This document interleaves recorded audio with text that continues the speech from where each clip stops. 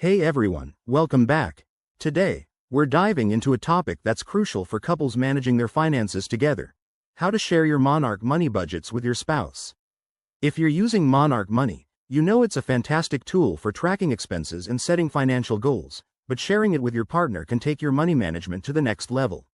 Let's get started. First things first, make sure you're logged into your Monarch Money account on the app or website. It's super straightforward from there. Head over to the Settings menu. Look for the gear icon, usually in the top right corner. Once you're in Settings, find the Sharing or Collaborators section. This is where the magic happens.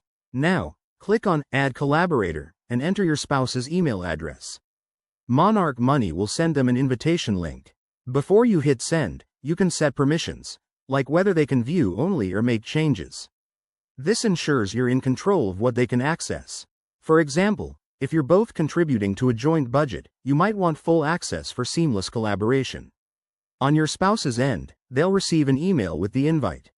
They just need to click the link, log into their own Monarch Money account, or create one if they don't have it, and accept the invitation. Once accepted, your budgets will sync up automatically. You'll both see the same data, making it easier to track shared expenses, like groceries or bills.